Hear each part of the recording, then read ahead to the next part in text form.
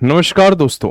साथियों, state bank of India PO का notification जल्द देखने को मिल सकता है। तो आइए मैं आपको बताता हूं एसबीआई पीओ के बारे में वो सारी जानकारी जो आप थंबनेल पर देख पा रहे हैं, चाहे एज लिमिट हो, एलिजिबिलिटी हो, exam pattern, last year cut off, कब आएगा notification, syllabus, salary, job profile, vacancies, ये सारी कंप्लीट डिटेल एसबीआई पीओ के बारे में आपको इस वीडियो में मिलेगी। तो पूरी वीडियो को एंड तक जरूर देखें। साथियों, सबसे पहले मैं आपको बताऊंगा कि भाई पिछले 5 साल में नोटिफिकेशन किस किस तारीख में रहा है, और उन नोटिफिकेशंस में हर साल आपको नोटिफिकेशन देखने को मिलता है और नंबर ऑफ वैकेंसीज भी देखने को मिलती हैं। तो 2021, 22, 23, 24, 25 लगातार 5 साल से नोटिफिकेशन आ रहा है। 2026 में भी नोटिफिकेशन आ सकता है और ये मेरा अपना व्यक्तिगत विचार है। मुझे लगता है कि एसबीआई पीओ का नोटिफिकेशन मई महीने में आएगा। प्रीलिम्स इसका 1 या 2 अगस्त को हो सकता है और मेंस इसका होगा 12 सितंबर को। ये मेरा अपना विचार है। अभी हालांकि कोई भी ऐसी ऑफिशियल जानकारी नहीं है। साथियों, अगर हम बात करें नंबर ऑफ वैकेंसीज की, तो आप देखेंगे सबसे हाईएस्ट वैकेंसी 2021 में देखने को मिलती है और सबसे लोएस्ट वैकेंसी 2025 में देखने को मिलती है, 24 जून 2025 के नोटिफिकेशन में। अब साथियों, मैं आपको लेकर चलता हूं भाई SBI PO. SBI PO is equal to assistant manager. Bank के अंदर ये एक अधिकारी ऑफिसर लेवल का कैडर है और एक ऑफिसर के पद पर काम करते हुए आपकी जिम्मेदारी का अहम हिस्सा होगा multitasking, training, customer relationship management, loan processing and credit appraisal, financial supervision, marketing and business development, compliance and reporting. तो एक ऑफिसर लेवल कैडर पे जितनी भी जिम्मेदारियां बैंक तय करती है वो सभी जिम्मेदारियां आपके काम का एक अहम हिस्सा होंगी। साथियों, आगे मैं आपको लेकर चलता हूं। अगर हम बात करें सैलरी स्लिप की, तो आप देखेंगे कि भाई बेसिक पे जो है वो 56,480 से स्टार्ट होता है। 48,480 इसका बेसिक पे है, बिल्कुल स्टार्टिंग का, और कुछ एडवांस इंक्रीमेंट लगते हैं। इस तरह ये बनता है 56,480 रुपए। फिर साथ ही उसमें तमाम तरह के आपको अलाउंसेस मिलते हैं। तो जो आपकी ग्रॉस सैलरी बनती है वो 93,342, लगभग 93,000 या मैं कहूं तो 94,000 रुपए महीने की ये जॉब है। और ये जो सैलरी आपको देखने को मिल रही है 94,000, ये शुरुआती सैलरी है, स्टार्टिंग सैलरी है। और इसमें आप तमाम तरह के डिडक्शन देखते हैं तो फाइनली आपके अकाउंट में जो अमाउंट रिफ्लेक्ट होता है वो 80,350 के अराउंड है।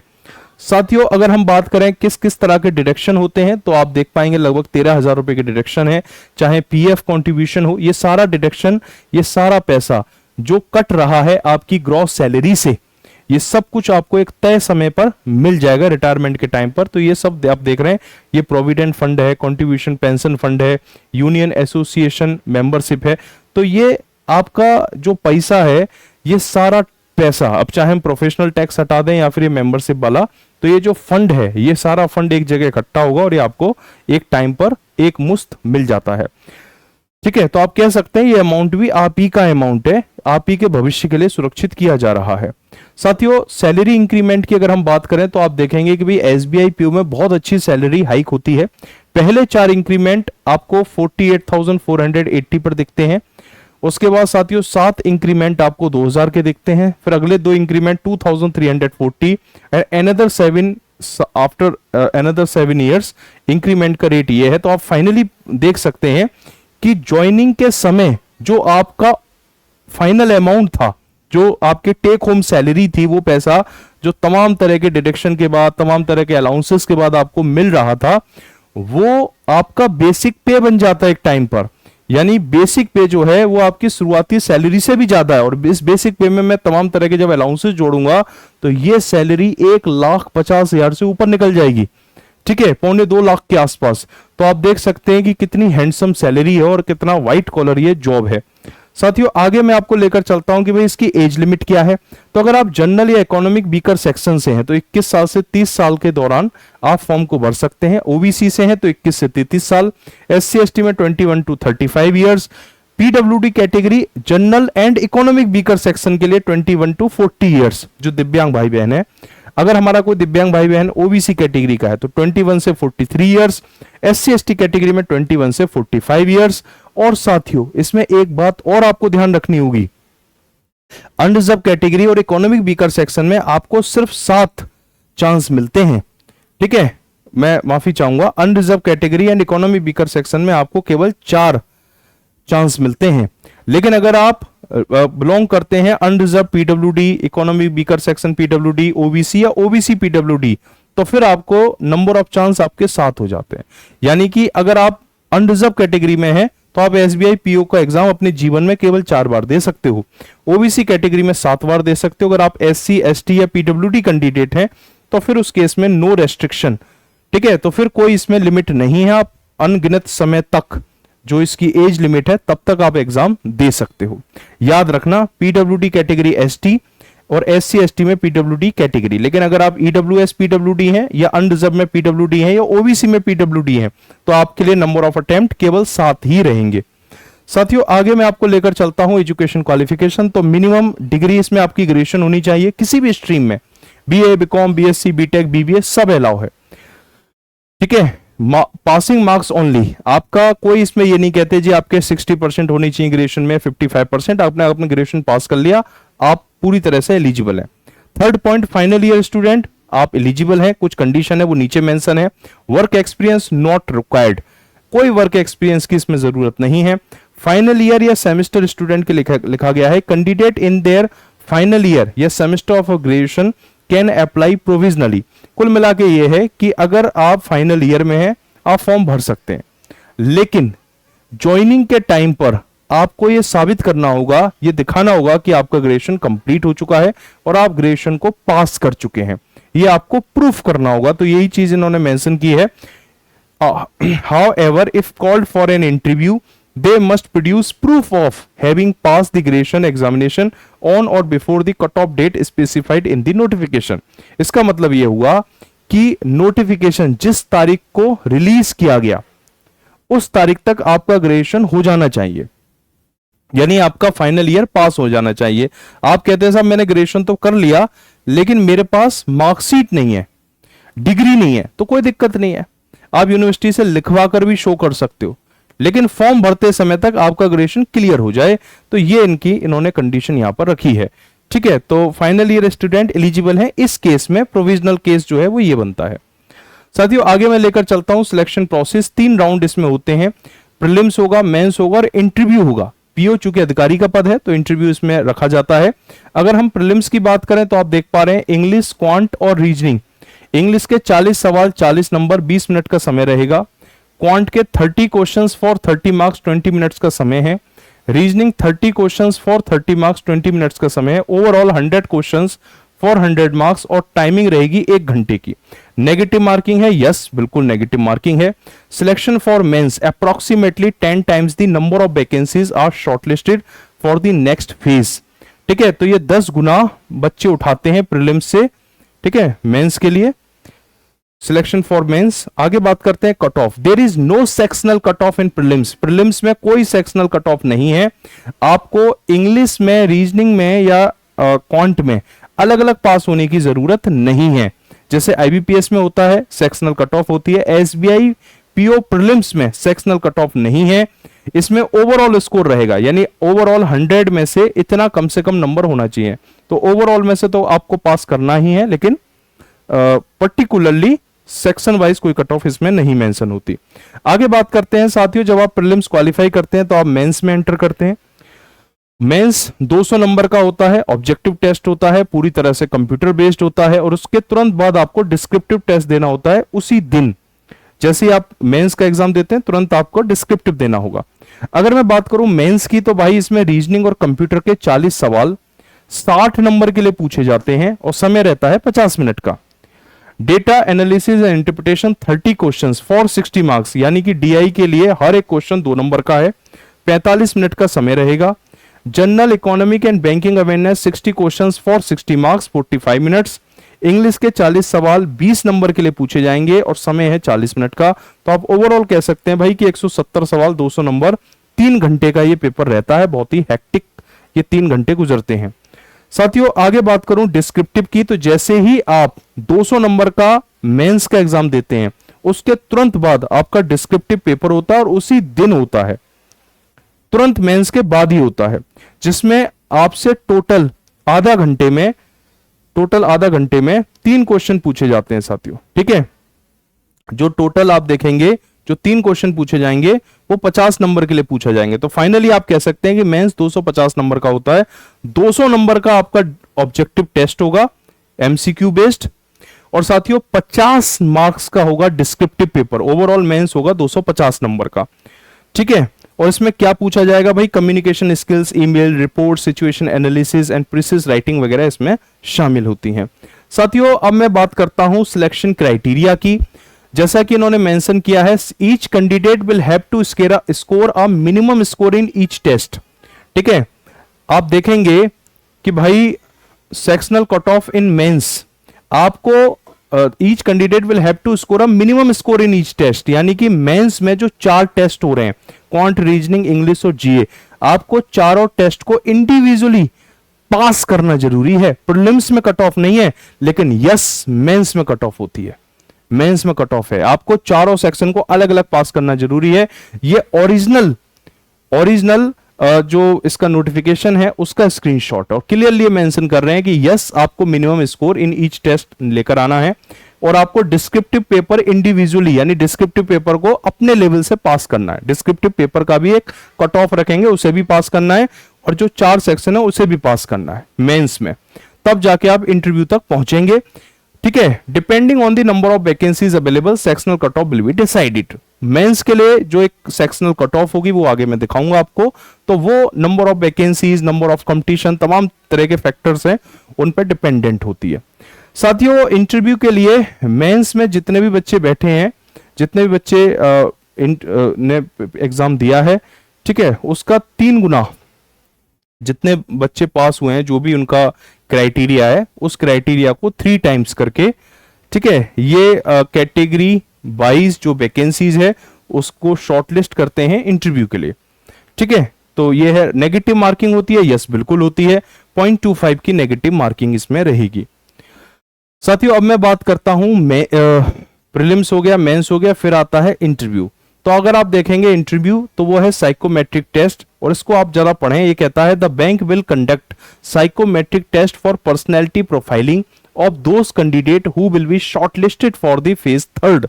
जो साथी, जो विद्यार्थी, जो एस्पिरेंट इंटरव्यू फेज के लिए सिलेक्ट हुआ है, उसके एक बच्चे की एक पर्सनैलिटी प्रोफाइल ये बनाते हैं। Findings of the test may be placed before the interview panel for having through perspective on the candidate।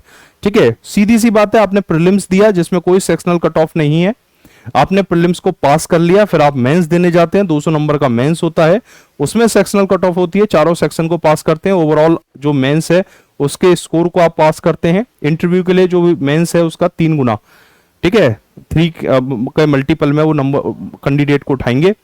उसके बाद साथियों आप जब मेंस देते हो तो मेंस के साथ ही आप डिस्क्रिप्टिव पेपर देते हो, जो मेंस के साथ ही होगा, तुरंत ही होगा, 50 नंबर का होगा। 250 नंबर का मेंस जब आप पास करके आप जब इंटरव्यू के लिए पहुंचते हो, तो आपके इंटरव्यू से पहले एक आपकी पर्सनैलिटी प्रोफाइल बनाई जाएगी, और उस पर्सनैलिटी प्रोफाइल को इंटरव्यू पैनल पर आप पहुंचे उससे पहले इंटरव्यू डेस्क पर वो आपकी प्रोफाइल पहुंच चुकी होगी, ताकि इंटरव्यूअर को यह हेल्प मिल सके कि भाई ओवरऑल आपकी पर्सनैलिटी है क्या, और उससे रिलेटेड, उससे रिगार्डिंग वो आपसे क्रॉस क्वेश्चनिंग करके आपकी जो पर्सनैलिटी प्रोफाइल में जो जानकारी दी गई है उसको वो एक बार वेरीफाई कर सके।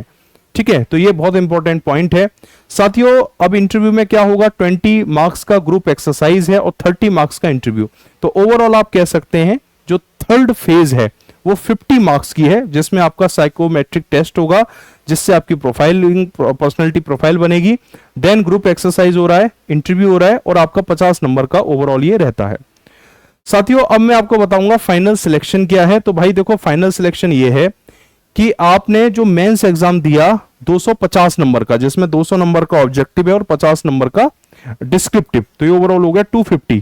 तो ये तो 250 है आपका मैक्सिमम मार्क्स, जिसको नॉर्मलाइज्ड किया जाएगा 75, क्योंकि जो फाइनल मेरिट बनेगी वो आउट ऑफ 100 बनेगी, आउट ऑफ 100। उस आउट ऑफ 100 में, उस 100 नंबर की फाइनल मेरिट में 75 नंबर का आपका मेंस शामिल होगा। 250 को 75 में कन्वर्ट किया जाएगा, और इसी तरह से जो इंटरव्यू 50 नंबर का है उसे 25 में कन्वर्ट किया जाएगा। तो आप कह सकते हैं मेंस और इंटरव्यू जो ओवरऑल 300 नंबर का है उसे 100 में कन्वर्ट करके एक फाइनल कट ऑफ रिलीज की जाएगी, और उसके बेस पर आपका फाइनल सिलेक्शन होगा।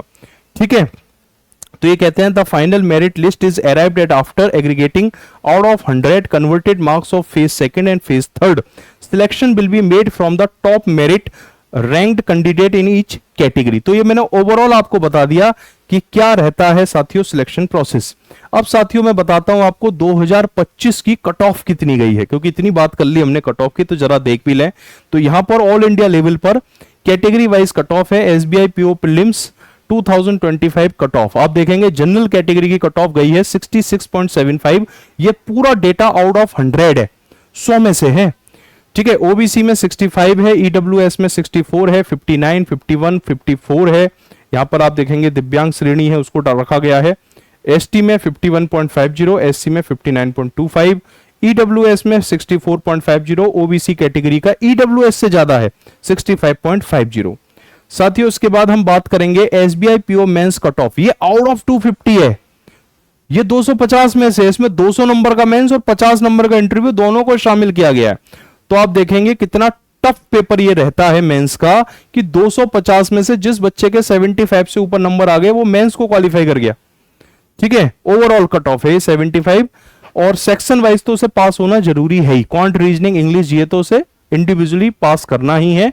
और ओवरऑल उसके जनरल में 75, ओबीसी 69.50। अगेन मैं बता दूं ये 75 है आउट ऑफ 250, 250 में से 75 से ज्यादा नंबर है, पास हो गया। ओबीसी इतना, ईडब्ल्यूएस 75 है, एससी में 62.75, एसटी है 62.51, और इस तरह से आप देख सकते हैं ये कट ऑफ का डेटा रहता है। अब साथियों मैं आपको लेकर चलता हूं फाइनल कट ऑफ। अभी मैंने बताया ना आपको कि मेंस 250 नंबर का है, इंटरव्यू 50 नंबर का, ओवरऑल कितना हो गया 300 हो गया, ठीक है। अब उसने क्या किया, जो मेंस प्लस इंटरव्यू है, मेंस प्लस जो इंटरव्यू है, ठीक है, मेंस प्लस मेंस भी दो कैटेगरी में है, ऑब्जेक्टिव प्लस डिस्क्रिप्टिव, राइट। तो वो 250 हो गया, इंटरव्यू 50 नंबर का हो गया। तो जो ओवरऑल 300 नंबर है मेंस प्लस इंटरव्यू, उसको इसने 100 में कन्वर्ट कर दिया। और किस रेशो में कन्वर्ट किया, 75 एंड 25 के रेशो में। 75 हो गया मेंस, 25 हो गया इंटरव्यू, ठीक है। तो 300 नंबर के ओवरऑल को 100 में कन्वर्ट करके एक फाइनल मेरिट बनाई, जिसके बाद आपका प्रोविजनल अलॉटमेंट होता है, यानी बैंक में आपकी नौकरी लगती है, ज्वाइनिंग कराते हैं लोग, ठीक है। तो cut off overall out of 100 है, जनरल में 46.79, ओबीसी 41.84, इकोनॉमिक वीकर सेक्शन इतना, एससी कैटेगरी, और अगर आप एसटी में चले जाएं तो 31.59, और आप देखेंगे दिव्यांग श्रेणी में भी आपको अच्छा खासा डेटा यहां देखने को मिलता है, ठीक है। तो ये है SBI PO final cut off 2025, जिसके बाद सीधे आपकी नौकरी लगती है, ठीक है। और जब यहां पर बात की गई है 100 की, तो मैं फिर से आपको बता दूं, इस 100 में 75 और 25 है इंटरव्यू, और 75 में है आपका मेंस, ठीक है। एक बार मैं इसे रिपीट कर देता हूं, ये जो 100 है, एक सेकंड, ये जो 100 है ये 75 प्लस 25 है। 75 में आपका शामिल है मेंस, जो कि होता है 250 नंबर का, तो उसको कन्वर्ट किया गया है 75 में, और ये है 25 का इंटरव्यू, जो होता है 50 नंबर का, उसको 25 में कन्वर्ट किया गया है, ठीक है। इस तरीके से आप यहां पर देख सकते हैं, है ना। 50 नंबर का ग्रुप एक्सरसाइज इंटरव्यू 25, ये 250 से 75 हो गया। साथियों अब बताते हैं आपको कि भाई आपको जब फॉर्म भरना है तो उसकी फी कितनी पे करनी होगी। अगर आप general, economic, weaker section, OBC category से हैं तो आपको 750 रुपए देने होंगे। अगर आप एससी, एसटी या पीडब्ल्यूडी कैंडिडेट हैं तो आपको कोई फी देने की जरूरत नहीं है, कंप्लीटली फ्री ऑफ कॉस्ट है, पूरी तरह से फ्री ऑफ कॉस्ट, ठीक है। इसके बाद साथियों मैं आपको लेकर चलूंगा सिलेबस की तरफ। आप देख सकते हैं ये क्वांट का ओवरऑल सिलेबस है, data interpretation, arithmetic, speed math, miscellaneous का एक बड़ा सेक्शन जो है एग्जाम में पूछा जाता है। अगर हम क्वांट की बात ना करें और आगे चलें रीजनिंग की तरफ, तो मैं आपको बताना चाहूंगा साथियों ये रीजनिंग का ओवरऑल सिलेबस है, logical reasoning, puzzle and sitting, advance reasoning, computer aptitude. हालांकि कंप्यूटर एप्टीट्यूड से क्वेश्चन ये पूछ नहीं रहे हैं पिछले कुछ सालों से, लेकिन ये मेंशन करते हैं कंप्यूटर को मेंस में एज अ सब्जेक्ट, इसलिए मैं तो आपको ये चीज जरूर बताऊंगा कि भाई कंप्यूटर का सिलेबस ये रहता है। आगे बात करते हैं साथियों इंग्लिश। तो आप देखेंगे रीडिंग कॉम्प्रिहेंशन, अर्थव्यवस्था, सामाजिक मुद्दे, तकनीक पर आधारित लंबे लंबे पैसेज इसमें पूछे जाते हैं। Spotting error, vocabulary, verbal ability, ये सब चीजें इसमें रहती हैं। और अगर हम बात करें banking awareness, general and economy, current affairs, banking awareness, financial awareness, static GK जैसी जानकारी इसमें देखने को मिलती है। तो फाइनली साथियों मैं आपसे यह जरूर कहना चाहूंगा, अपनी रातों की नींदों को हमने मेहनत के नाम किया है, एक दिन ख्वाब मुकम्मल जरूर होगा, इसी उम्मीद पर खुद को तमाम किया है। ये वो वेलकम किट है, ये वो वेलकम किट है जो हर एस्पिरेंट पाने का एक ख्वाब रखता है। साथियों अभी आपने पूरी जानकारी इस वीडियो में, एक एस्पिरेंट को एसबीआई पीओ के बारे में जो जानकारी चाहिए थी वो सारी जानकारी मैंने सटीकता के साथ एकदम परफेक्ट डेटा के साथ देने का प्रयास किया है। अब मैं चाहूंगा कि आप एक लक्ष्य बनाएं और 1 या 2 अगस्त को इसका प्रीलिम्स होने की संभावना है और अगले ही महीने यानी मई में इसका नोटिफिकेशन भी देखा जा सकता है। आप एक लक्ष्य बनाइए कि यह वेलकम किट आपको भी रिसीव होगी। यह एसबीआई पीओ एस्पिरेंट की वेलकम किट है। हमारा ही एक स्टूडेंट पिछले साल जो एसबीआई पीओ का सिलेक्शन लेता है, ठीक है, तो उसको भी इसी तरह की एक वेलकम किट मिली और ऐसी ही वेलकम किट आपको भी मिलेगी। उसके लिए हौसला बनाना, आत्मविश्वास जगाना और पूरी शक्ति के साथ जुट जाना। आरडब्ल्यू परिवार आपके साथ खड़ा हुआ है। इस वीडियो में इतना ही। Thank you. जय हिंद।